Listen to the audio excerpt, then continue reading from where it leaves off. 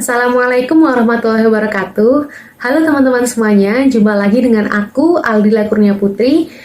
Di kesempatan kali ini aku akan membahas tentang tes karakteristik pribadi ya teman-teman ya. Yang mana tes karakteristik pribadi ini bertujuan untuk menilai apakah sifat-sifat dari calon ASN memenuhi kriteria sebagai calon ASN. Kan di kisi-kisi ada pelayanan publik, anti radikalisme, sosial budaya, dan lain-lain. Nah, tes ini bertujuan untuk menilai apakah teman-teman ini memenuhi kriteria sebagai calon ASN. Oke, disimak ya videonya ya. Halo teman-teman semuanya, ini maaf banget ya kameranya ada di situ, sedangkan tabnya ada di sini ya teman-teman. Yuk kita mulai. Bismillahirrahmanirrahim, tes karakteristik pribadi. Nah, sebenarnya di tes karakteristik pribadi ini, teman-teman nggak perlu ngapalin kisi-kisi ya, teman-teman. Cuman cukup tahu aja kisi-kisinya itu apa. Karena yang diperlukan di tes karakteristik pribadi ini, yaitu analisis teman-teman, analisis masalah, problem solving,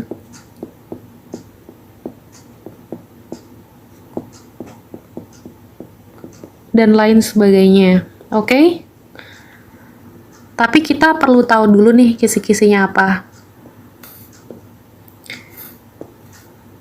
Nah, di tes karakteristik pribadi ini berdasarkan Permenpan RB nomor 27 tahun 2021 baru kemarin itu ada pelayanan publik, jejaring kerja, sosial budaya, teknologi informasi, profesionalisme, dan anti radikalisme.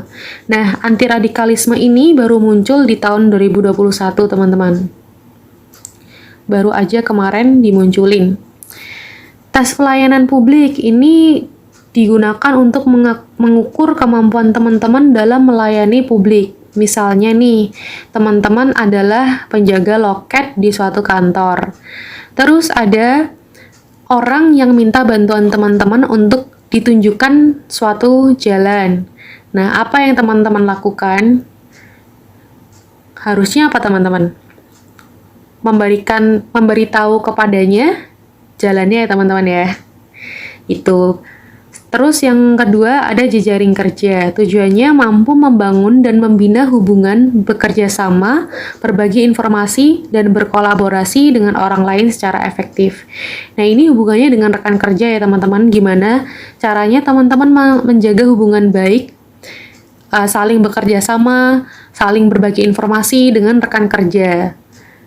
Terus, sosial budaya. Tujuannya mampu beradaptasi dan bekerja sama secara efektif dalam masyarakat majemuk, terdiri atas beragam agama, suku, budaya, dan sebagainya.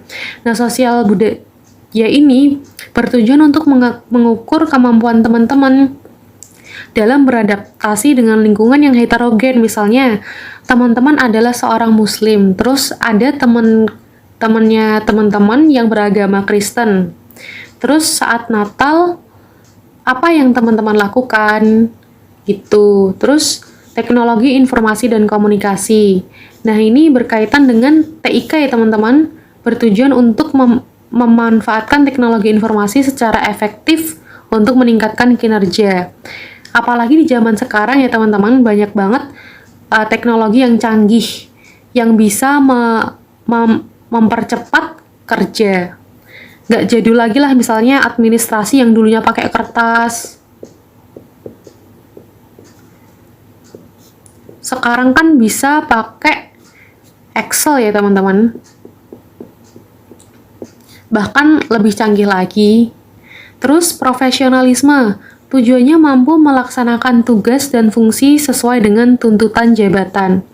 Nah ini nih.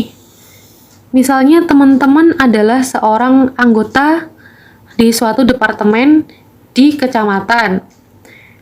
Nah, berarti teman-teman harus mampu melaksanakan tugas dan fungsi sesuai dengan tuntutan jabatan, nggak boleh melebihi maupun di bawahnya.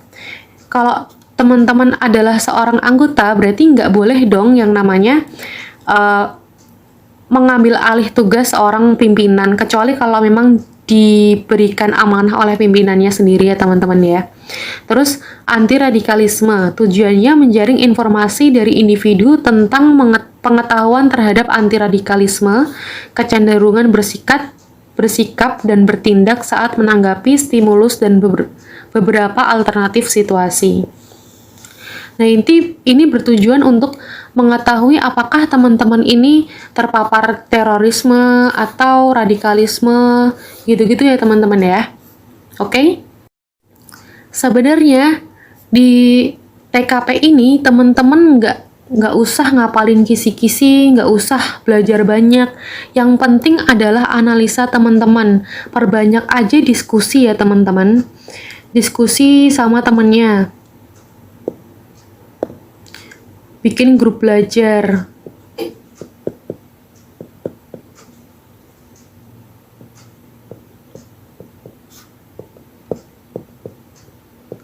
Karena apa? Pemikiran teman-teman dan pemikiran orang lain kan akan beda-beda ya teman-teman ya.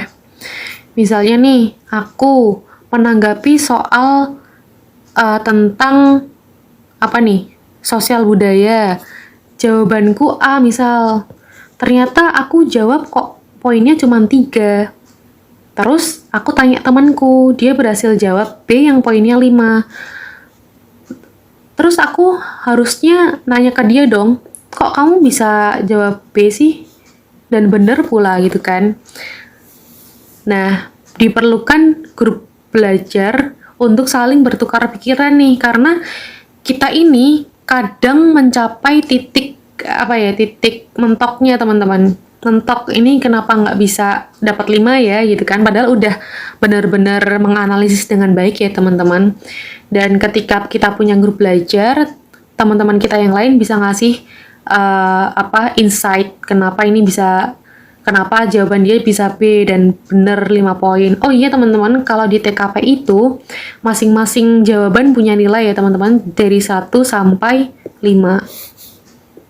Usahain teman-teman jawab semuanya di angka yang banyak ya teman-teman, dimaksimalin aja 5. Jadi memerlukan analisis yang banyak, analisis yang lebih lah. Karena setiap orang akan beda-beda, jadi lebih baik bikin grup belajar ya teman-teman ya, untuk saling tukar pikiran. Kemarin aku juga gitu kok. Jadi aku punya grup belajar. Di situ kita saling diskusi, ini soal nomor 3, kalian jawabannya apa? Kok aku jawabannya B, tapi cuma dapat poin 2 ya. Terus temanku ada yang nimbalin, ini gini gitu.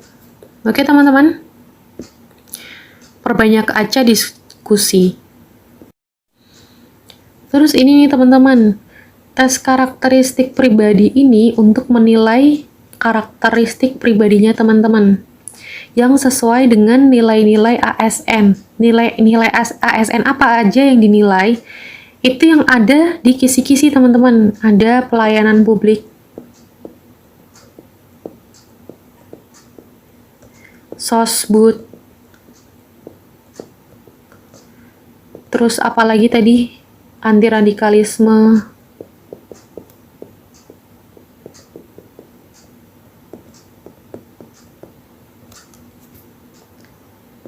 dan lain-lain ya teman-teman. Nah, misalnya ada 2 orang tes.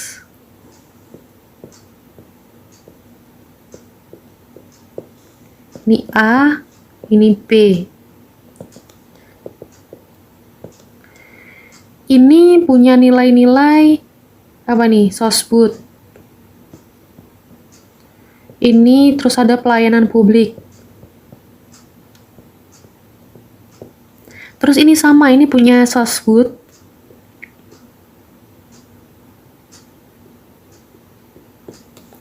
Ini punya pelayanan publik.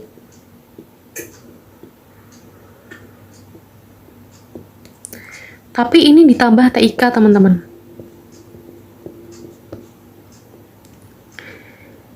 Kira-kira mana yang bakalan lolos? Yang A ya, karena punya nilai-nilai lebih banyak.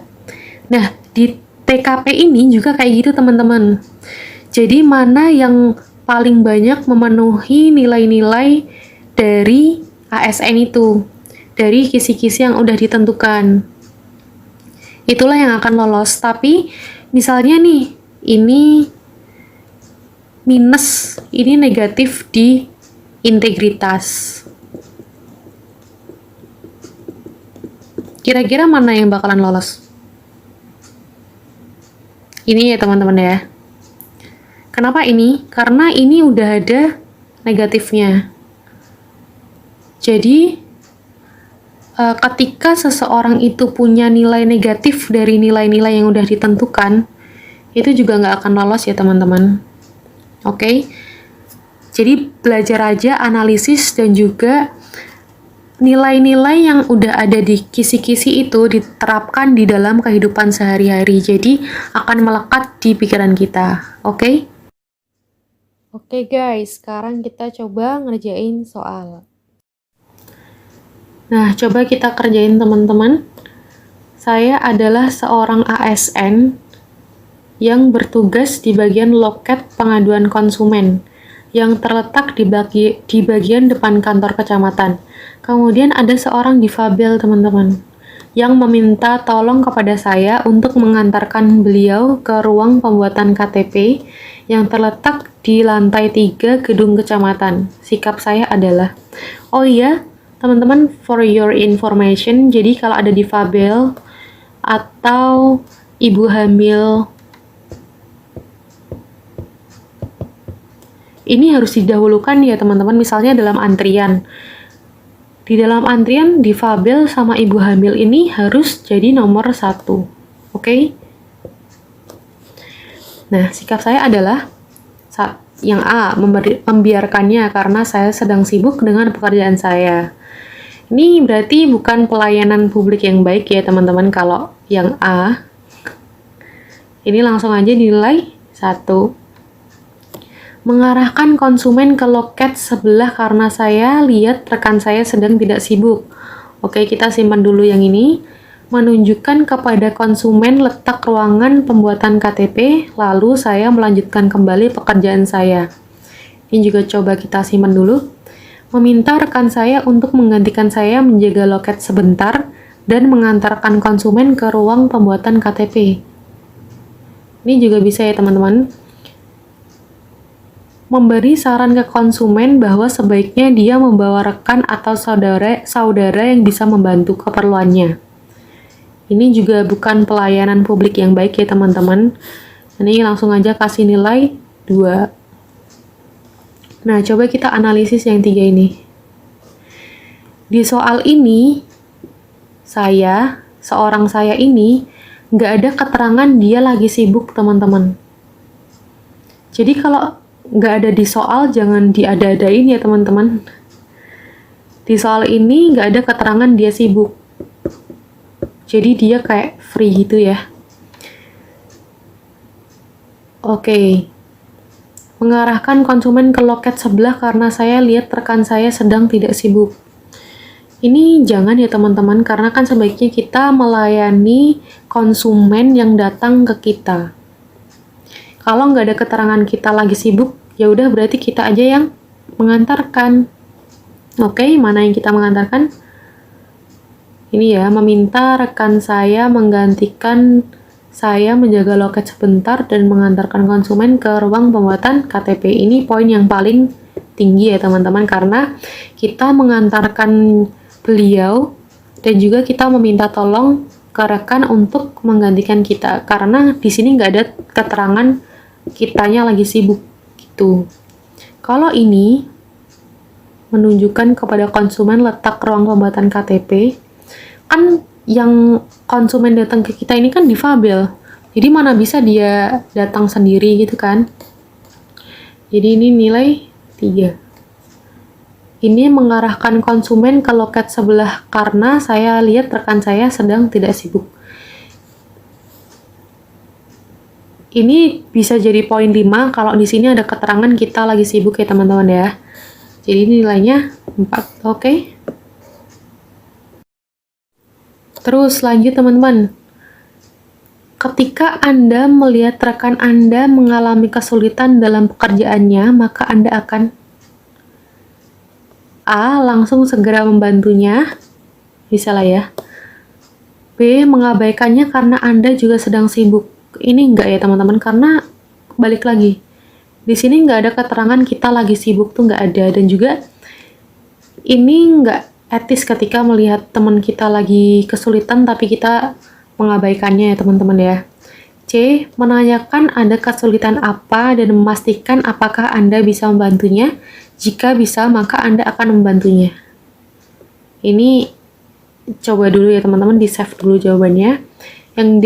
Meminta teman yang lain untuk membantunya karena Anda sedang sibuk. Ini enggak ya teman-teman, karena kita kan nggak lagi sibuk juga. Yang E. Menyarankan kepadanya untuk belajar lebih giat agar tidak mengalami kesulitan dalam pekerjaannya. Ini juga enggak ya teman-teman. Bentar, kita kasih poin dulu. Mengabaikannya karena Anda juga sedang sibuk. Ini poinnya 1 lah ya teman-teman. Karena kita mengabaikan teman kita. Terus menyarankan kepadanya untuk lebih giat agar tidak mengalami kesulitan dalam pekerjaannya. Ini nilainya 2 ya teman-teman. Yang D. Meminta teman yang lain untuk membantunya karena Anda sedang sibuk. Ini 3. Karena kita ada etikat baik untuk membantunya dengan cara meminta teman yang lain. Terus yang ini, langsung segera membantunya. Nah, kalau ada soal kayak gini teman-teman, ini better ditanyain dulu ke dia ya, apakah kita bisa membantu, atau kita tanyakan pekerjaannya apa. Misalnya nih, dia sedang mengalami kesulitan di bagian TIK, sedangkan kita nggak bisa TIK.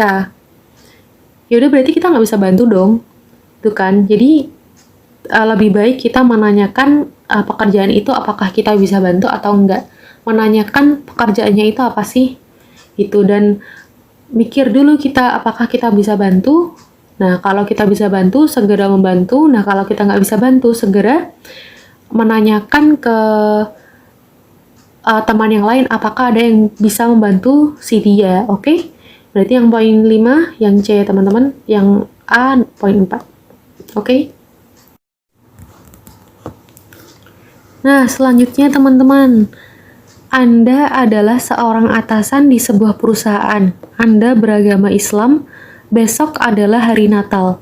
Di kantor Anda ada beberapa karyawan yang beragama Kristen, maka sikap Anda adalah, ini masuk ke sosial budaya ya teman-teman, karena tadi disebutkan di kisi-kisi bahwa kita harus bisa bekerja sama dengan orang dari berbagai macam suku dan agama. Oke? Jawabannya A. Tetap meminta karyawan bekerja seperti biasa, baik muslim maupun non-muslim. Berarti ini nggak ada hari libur nih teman-teman. Berarti ini nggak ada toleransi ya teman-teman atasannya. Nilainya 1. B. Meliburkan karyawan yang Kristen dan meminta mereka menyelesaikan pekerjaannya hari ini. Bisa lah ya. Coba di-keep dulu. C. Ikut beribadah ke gereja sebagai bentuk toleransi. Wah, ini juga enggak ya teman-teman, karena kan kita dengan agama kita, mereka dengan agama mereka. Ini 2 bisa lah ya. Yang D. Memberikan waktu 1 jam untuk karyawan beribadah Natal. 1 jam nggak cukup ya teman-teman kalau Natal itu. Natal itu biasanya berapa jam? Kalau aku lihat temenku sih dari pagi sampai hampir siang ya teman-teman.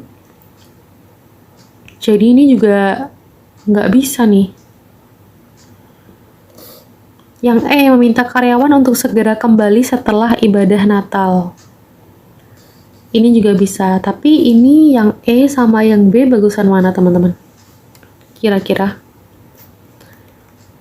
Meliburkan karyawan yang Kristen dan meminta mereka menyelesaikan pekerjaannya hari ini, atau meminta karyawan untuk segera kembali setelah ibadah Natal. biasanya kan setelah Natal ada kunjungan-kunjungan ya ke keluarga ya. Jadi kalau habis Natal langsung kerja, juga capek dan nggak bisa ketemu sama keluarga ya teman-teman ya. Jadi lebih baik yang B, meliburkan karyawan yang Kristen dan meminta mereka menyelesaikan pekerjaannya hari ini. Oke, ini poinnya 5. Ini 4. Oke teman-teman, gampang ya. Ini tentang sosial budaya. Sosbud. Oh iya, nanti di soal asli itu di sini ada tulisannya teman-teman, apakah itu sosial budaya? Apakah itu anti radikalisme?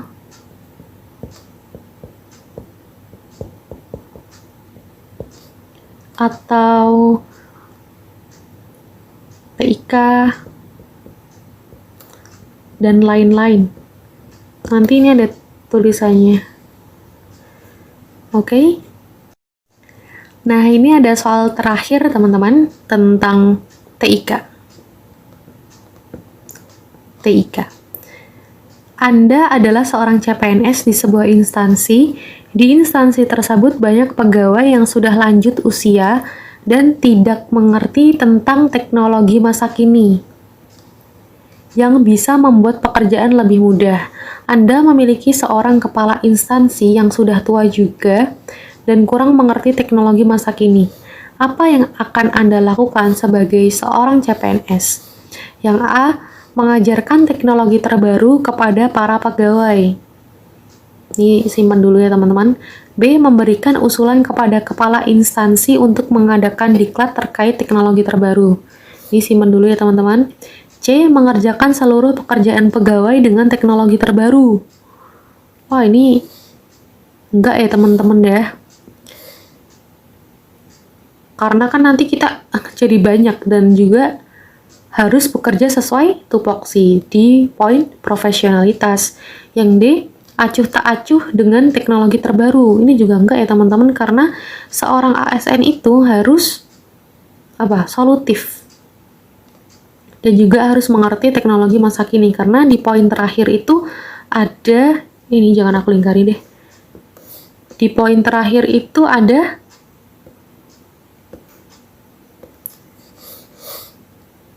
TIK ya teman-teman. Yang E, membuat pelatihan tentang teknologi terbaru yang bisa membantu mempermudah pekerjaan. Oke, ABE kita analisis dulu. Kita balik lagi ke tupoksi teman-teman. Kita adalah seorang CPNS. Kita mempunyai kepala instansi. Kepala instansi teman-teman. Kita cuma CPNS. Ingat, kita harus bekerja sesuai tupoksi kita ya teman-teman. Kalau mengajarkan teknologi terbaru kepada para pegawai, ini kalau tanpa persetujuan atasan juga kurang etis ya teman-teman. Terus membuat pelatihan tentang teknologi terbaru yang bisa membantu mempermudah pekerjaan. Ini juga kurang etis ya teman-teman, karena kita cuman CPNS, gak berhak untuk membuat pelatihan. Oke? Jadi yang paling tepat apa? Yang B, memberikan usulan kepada kepala instansi untuk mengadakan diklat terkait teknologi terbaru. Ini poinnya 5 ya teman-teman. Ingat. Ngerjain TKP itu harus sesuai dengan tupoksi, harus dibaca dulu kita ini sebagai apa. Kalau kita cuman sebagai anggota aja, jangan sampai kita mengambil alih tupoksi dari seorang kepala. Oke teman-teman, sekian dulu dari aku. Wassalamualaikum warahmatullahi wabarakatuh. Semoga teman-teman sukses semuanya ya.